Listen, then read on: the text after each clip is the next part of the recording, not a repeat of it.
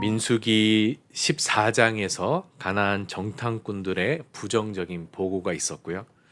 이스라엘 백성들이 그때 모세와 아론을 원망한 죄에 대하여서 여호와께서 너희가 40년 동안 광야에서 방황하게 될 것이다 라고 말씀하셨습니다. 민수기는 그 방황에 대한 기록입니다. 그리고 오늘 우리가 읽은 20장에서 본격적인 40년 광야 생활에 대한 이야기가 시작됩니다.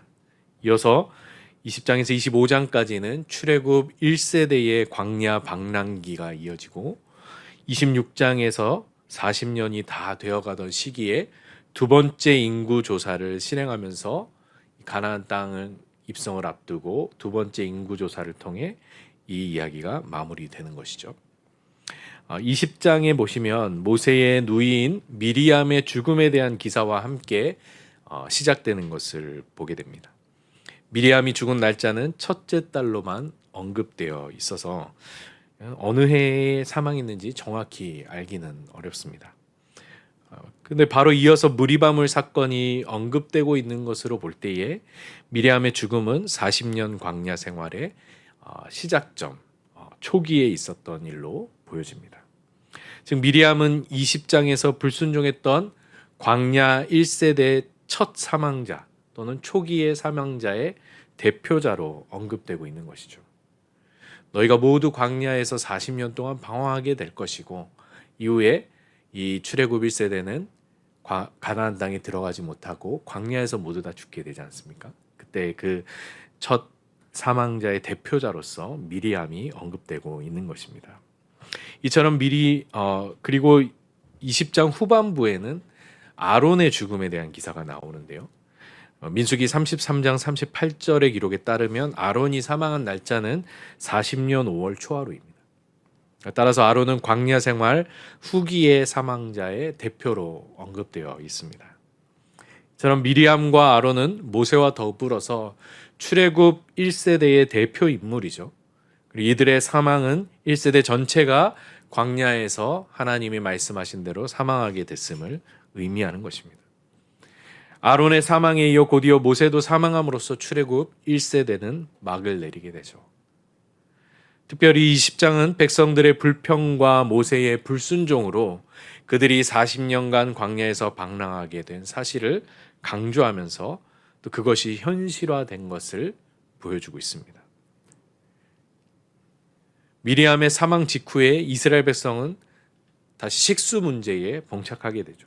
출애굽 초기에도 이 식수 문제가 있었는데 미리암 사망 직후에도 이 식수 문제에 봉착됩니다.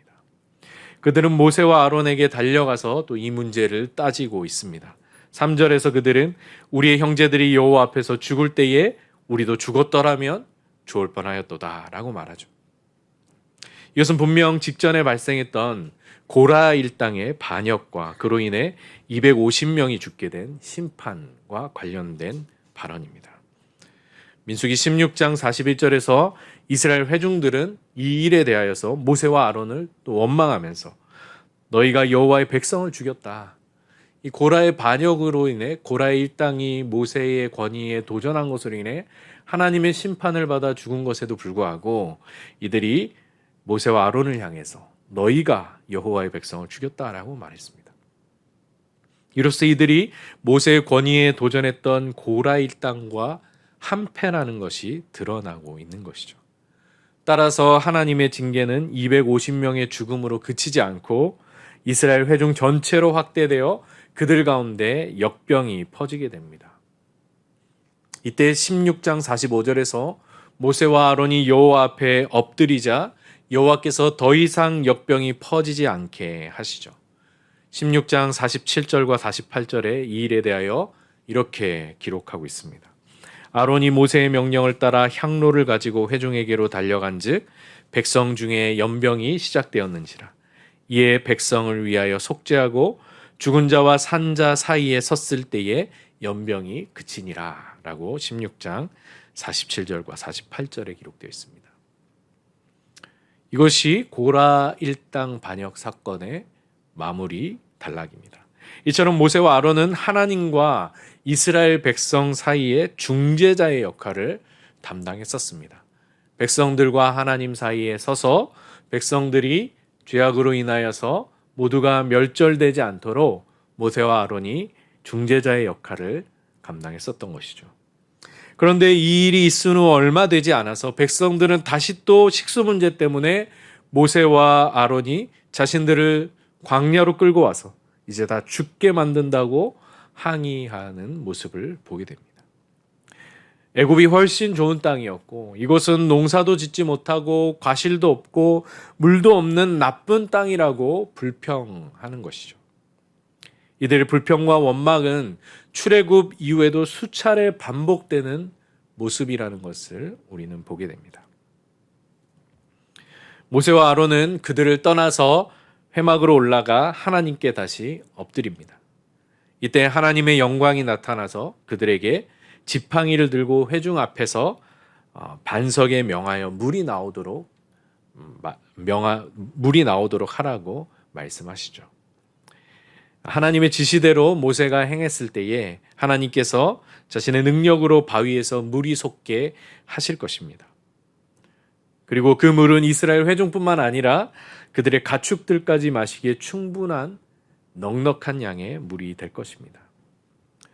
모세는 처음에 하나님의 명령을 잘 준수하는 듯 보였습니다.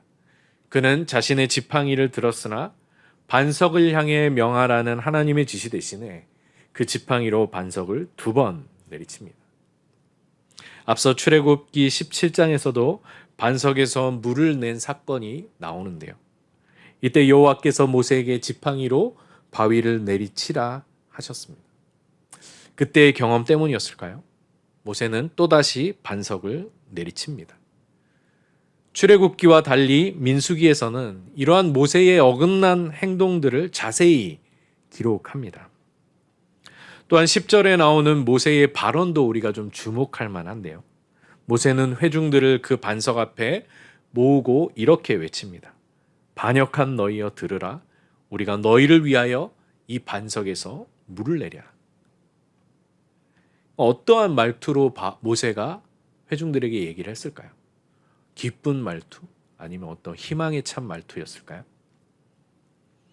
모세의 혈기와 분노의 감정이 이 말 속에서 느껴지지 않으신가요? 아마도 모세는 계속되는 이스라엘 백성의 반역과 원망에 화가 났는지도 모릅니다. 우리는 모세의 혈기를 기억하고 있습니다. 애굽의 왕자로 있을 때에 그는 자신의 동포를 괴롭히는 애굽 사람을 때려 죽였었죠. 그때의 혈기가 다시 분출된 것일까요? 모세는 화를 내며 그의 손에 든 지팡이로 반석을 2번 내리쳤습니다. 하나님이 무엇라 명하셨는지 생각할 겨를도 없이 자신의 혈기로 반석을 내리쳤습니다. 그럼에도 반석에서는 사람과 가축이 모두 목을 축일 만큼 넉넉한 양의 물이 솟구쳐 나왔습니다. 비록 모세가 하나님의 명령을 잘못 수행했지만 하나님은 이스라엘 백성에게 충만한 은혜를 베푸신 것이죠. 결과와는 상관없이 모세와 아론은 불순종의 대가를 치르게 됩니다. 모세의 행동에 대해서 하나님은 너희가 나를 믿지 않았다라고 말씀하시죠. 12절에서 여호와께서 모세와 아론에게 이렇게 말씀하십니다. 너희가 나를 믿지 아니하고 이스라엘 자손의 목전에서 내 거룩함을 나타내지 아니한 고로 너희는 이 회중을 내가 그들에게 준 땅으로 인도하여 드리지 못하리라. 충격적인 선언을 듣습니다. 2가지 죄 때문이죠. 첫 번째는 너희가 나를 믿지 아니하였고, 2번째는 이스라엘 자손의 목전에서 내 거룩함을 나타내지 아니했다라는 것이죠. 결국 모세와 아론은 이 일로 인하여 가나안 땅에 들어가지 못하고 출애굽 1세대와 함께 광야에서 죽게 되었습니다. 앞에서도 말했듯이 민수기 저자는 미리암의 죽음과 아론의 죽음 사이에 이 기사를 기록함으로써 출애굽 1세대의 죽음이 불순종의 결과였음을 분명하게 교훈해 줍니다. 출애굽 백성들 모두가 광야에서 가나안 땅에 들어가지 못하고 죽게 된 것은 그들이 하나님께 불순종하였고 하나님의 약속을 믿지 못하였고 끊임없이 원망하고 불평하였으며 그들이 하나님 앞에 범죄하였기 때문이었습니다. 모세와 아론 역시 이스라엘 백성들의 목전에서 하나님의 거룩하심을 드러내지 못하고 그 출애굽 백성들과 똑같이 불신앙을 그 앞에서 드러냈었기 때문에 출애굽 1세대와 함께 광야에서 죽음을 맞이하는 것이죠. 13절에서 여호와께서 이곳의 지명을 물 문제 때문에 여호와와 다투었음을 기억하도록 무리바 무리라 칭하십니다. 비록 모세와 아론이 이스라엘 자손의 목전에서 여호와의 거룩함을 드러내지 못했지만 여호와께서는 그들 중에서 그 거룩함을 드러내셨다는 평가로 이 이야기는 마무리되고 있습니다. 모세와 아론은 결국 반석에게 명령하라는 하나님의 말씀을 어기고 반석을 2번 내리친 일 때문에 가혹한 심판을 받은 걸까요? 아니면 이스라엘 백성들을 향해 반역한 너희여라고 외치면서 혈기를 부린 것 때문에 가혹한 심판을 받은 걸까요? 오늘 이 사건은 앞에 나오는 고라 일당의 반역 사건과 연결해서 봐야 합니다. 두 사건 모두에서 이스라엘 백성은 모세와 아론의 권위에 도전하며 그들에게 불평을 쏟아냈었습니다. 이러한 행동은 가나안 정탐 사건과 함께 출애굽 이후 계속해서 반복되어 왔었고 결국 이로 인해 출애굽 1세대는 가나안 땅에 들어가지 못하고 광야에서 죽게 될 운명에 처하게 되는 것이죠. 그런데 모세와 아론은 그때마다 이스라엘 백성과 하나님 사이에 중재자 역할을 해왔습니다. 심지어 모세는 자신의 이름을 생명책에 지우셔서라도 그 백성을 멸하지 말아달라고 하나님께 기도했던 사람입니다. 그들은 이스라엘 백성이 반역할 때마다 하나님 앞에 엎드려 용서를 구했고 이에 하나님께서 진노를 멈추시고 이스라엘의 죄악을 사하여 주신 것이 여러 번입니다. 이것이 모세와 아론의 중요한 역할이었습니다. 즉 백성들과 하나님 사이에서 중재자 역할을 하는 것이죠. 오늘 본문에서도 모세와 아론은 이스라엘 백성들이 물로 인해 불평하자 6절에서 회막으로 나아가 여호와 앞에 엎드렸습니다. 그러나 그들은 하나님의 명령을 수행하는 과정에서 이스라엘 백성을 향한 혈기와 분노를 드러내고 말았습니다. 물론 계속되는 이스라엘 백성의 원망과 불평에 짜증이 났을 수도 있죠. 그렇게 많은 심판을 받고도 아직도 변화되지 않는 이스라엘 백성의 모습을 보면서 이들은 구제불능이라 여겼을 수도 있습니다. 아무리 은혜를 베풀어도 감사할 줄 모르고 뒤돌아서면 금방 잊어버리고 다시 불평을 쏟아놓는 이들이 너무나 미워 보였을 수도 있습니다. 모세도 혈기를 가진 사람이었기에 더더욱 이스라엘 백성을 향한 분노를 참지 못했을 수도 있습니다. 하지만 그로 인해 이스라엘 회중과 여호와 하나님 사이에 서서 중재의 역할을 해야 할 그들이 본분을 잊어버리고 자기의 혈기와 분노를 그대로 노출시킴으로써 이스라엘 회중 앞에서 하나님의 거룩하심을 나타내지 않았던 것입니다. 하나님의 거룩하심은 무엇인가요? 끊임없이 하나님께 반역하고 감사할 줄도 모르며 원망과 불평만 쏟아내는 이스라엘 백성들을 긍휼히 여기시고 그들에게 넉넉한 은혜를 베푸시는 하나님의 그 성품입니다.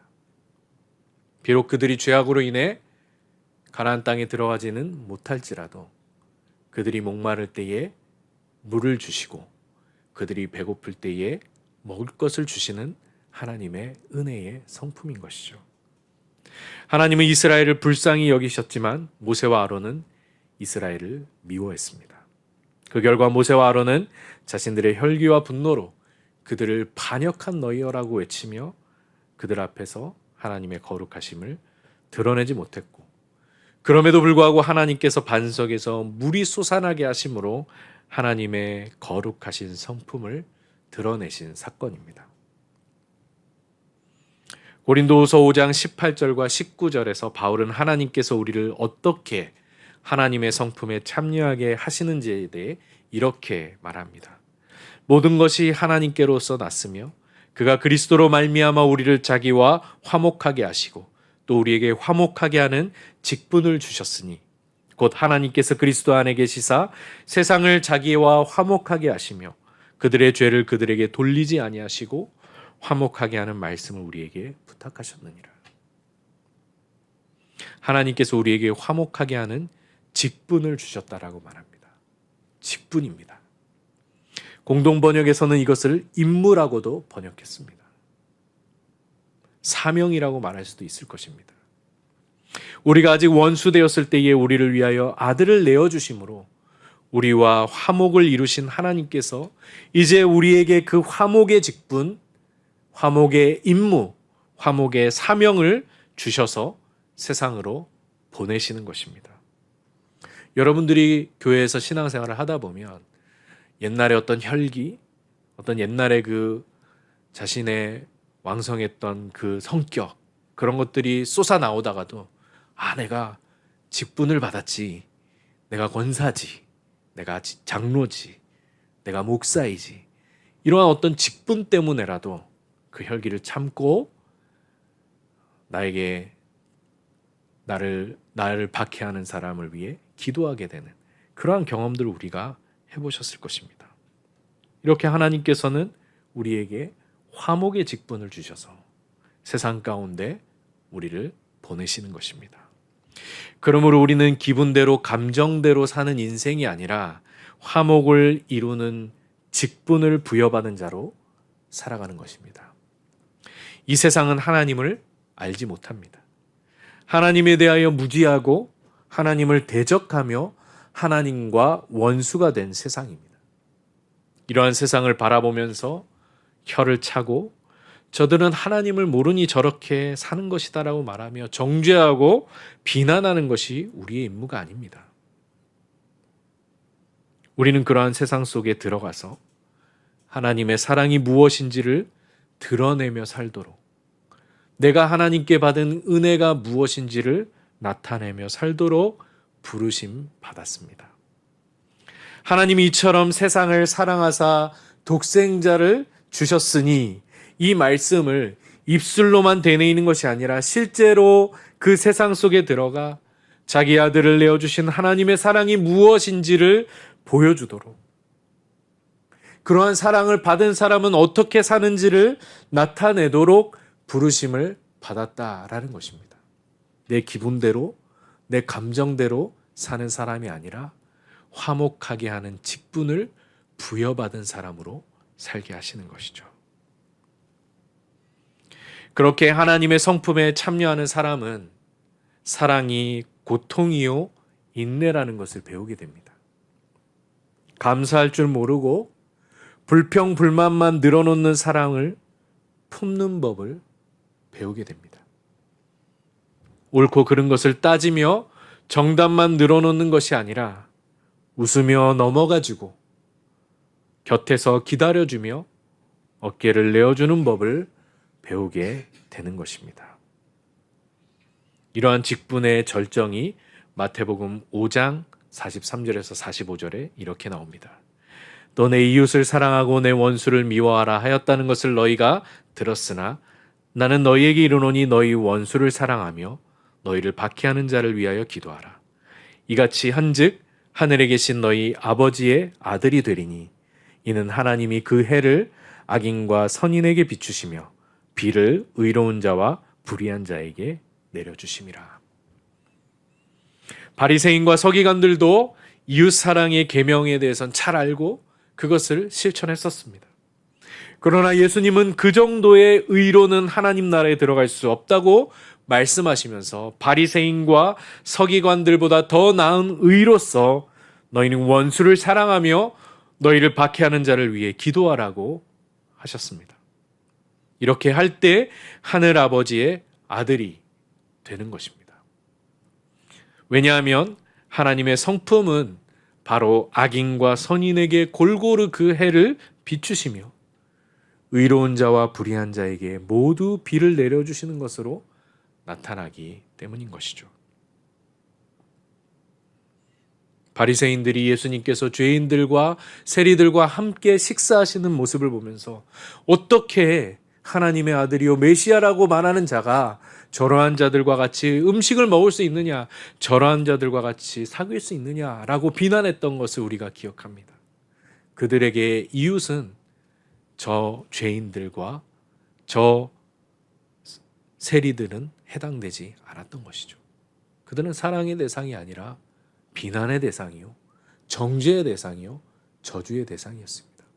그러나 예수님은 화목하게 하는 직분을 가진 자로서 우리가 어떻게 살아가야 할지를 세리와 죄인들과 함께 식사하시는 모습을 통해 우리에게 보여주셨습니다.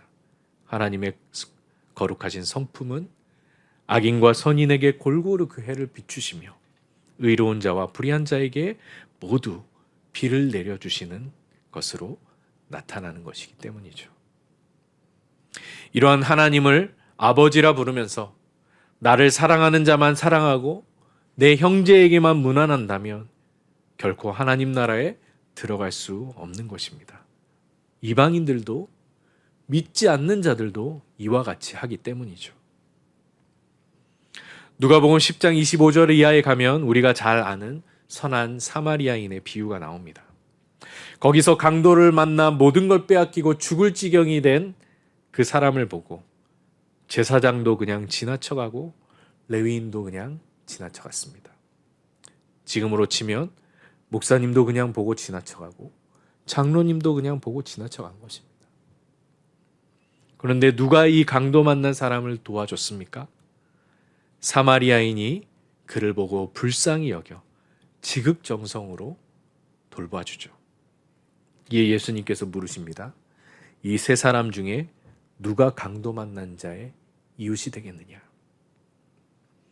이에 율법교사가 자비를 베푼 자입니다 라고 답했을 때에 예수님께서 너도 이와 같이 하라고 말씀하십니다. 여러분은 지금 세상 속에서 어떤 직분을 가지고 살고 계신가요? 교회에서는 직분을 받았지만 정작 세상에서는 하나님의 거룩하심을 드러내지 못하고 살고 있지는 않습니까? 그저 나에게 잘해주는 사람에게만 잘해주고 나를 사랑하는 사람만 사랑하고 갚을 능력이 될 사람에게만 꾸어주는 그러한 인생을 살고 있지는 않습니까? 나에게 화목하게 하는 직분을 주셔서 화목하게 하는 사명을 주셔서 세상과 하나님을 화목하게 하도록 나를 보내시는 하나님의 뜻에 순종하며 사는 성도님들이 되시길 바랍니다. 너도 가서 이와 같이 하라고 말씀하시는 예수님의 그 음성을 들으며 세상 속에서 선한 이웃으로 화목하게 하는 직분을 가진 자로 하나님의 성품에 참여하는 자로 하나님의 거룩하심을 믿지 않는 자들에게 드러내며 사시는 성도님들이 되시길 바랍니다.